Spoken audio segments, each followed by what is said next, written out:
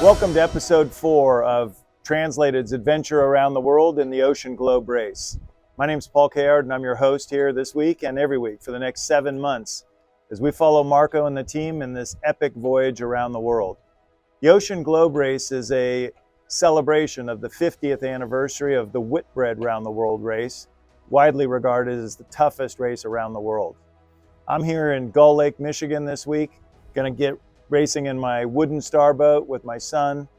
The regatta starts tomorrow. This boat means a lot to me. It won the 1964 gold medal in Tokyo. It was sailed by a mentor of mine, a Bahamian man named Durwood Knowles. And I really love coming here and racing in this regatta every year. We have 32 restored boats, as you can see behind me here. They're really beautiful. Marco and Isabel really believe in the human spirit and believe that progress is made by those who reach outside their comfort zone. And as a metaphor for that, Marco found the Ocean Globe Race.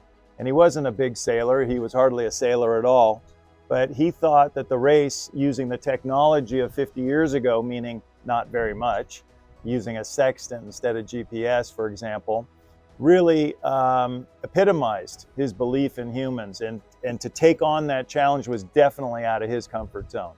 So they're out there, they've been doing really well. They're currently in second place. They've been in first place a lot of the race. They are down past the Cape Verde Islands. They're actually dealing with the doldrums now. They're a little more than 3 weeks into the race. They're on schedule for a 6-week trip down to Cape Town. And so we're going to review the tracker and the router as we always do and see how the fleet is doing and what they can expect in the next week.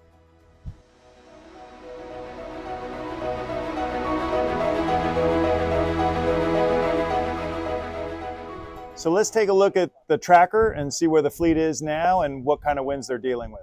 What we see is that the lead 5 boats are really in battling the doldrums right now. This blue area is an area of no wind and very sporadic gusts of wind, so their progress is a little bit haphazard and random. It's very difficult to know where the wind is.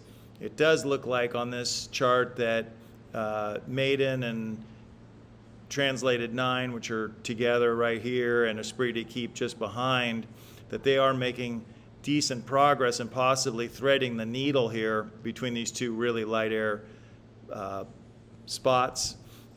They are going 5 knots, where Spirit of Helsinki is only going 1.8 knots. So this is the situation as of today, Wednesday the 27th. The remainder of the fleet is still coming down through the Cape Verdes, enjoying the nice northeasterly winds of the Azores high, making good progress, and they're all clumped together right here.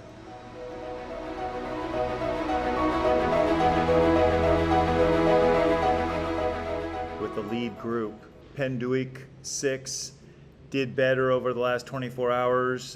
Here we see the big light spots of the doldrums, and then the prevailing southerly and southeasterly winds once the group gets on the other side of the doldrums. And of course, these winds up here to the north are the northeasterly winds that are circulating around the Azores high. So this is the intertropical convergence zone. We see the blotchy area of no wind, and the boats are battling their way through here. Recently, we see that Penduik has taken the lead in the IRC fleet, and that move translated into second place, and I believe Maiden's in third. Spirit of Helsinki got very slow yesterday. You can see their track meandering around here. This hole was over on top of them. Currently, they are only going 1.8 knots. So while these other boats are going about 4 or 5 knots. So it's slow going. It is the doldrums, and hopefully for their sake, they'll be out of it in about 24 hours.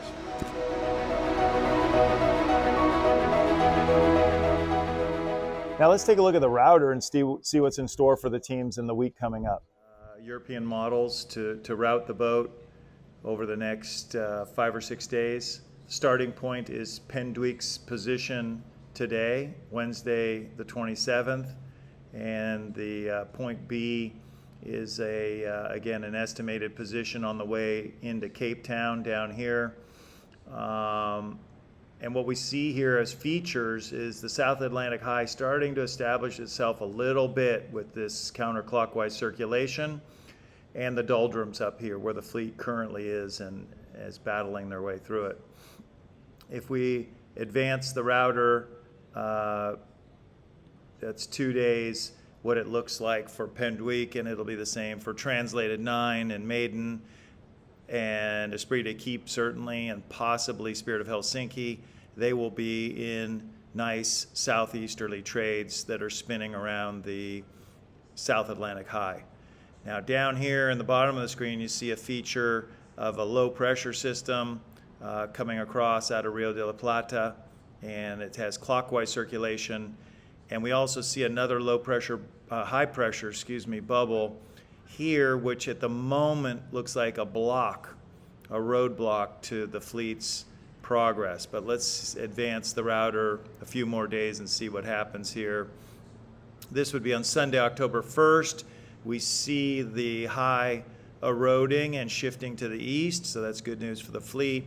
And yes, it is opening up. So the high bubble of no wind basically eliminates itself, and we are left with southeasterly winds. Penduik should be in this position on Tuesday, October 3rd, which is 6 days out. At this point, the router is losing its accuracy. So what's coming up for the fleet the next 6 days is pretty good sailing, southeasterly breezes. That means they're close hauled on port tack, bouncing around a bit. There'll be some wave action, but these are 10 to 15 knot winds. And again, once they liberate themselves from the doldrums, which they're currently battling up here, they should be on their way to Cape Town.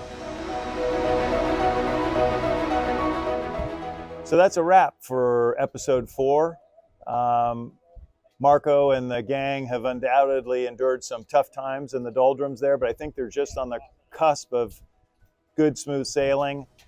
As we can see, it's going to be kind of upwind sailing. It'll be a little bumpy, but nonetheless, they're going to get moving again and leave the frustrations of the doldrums behind.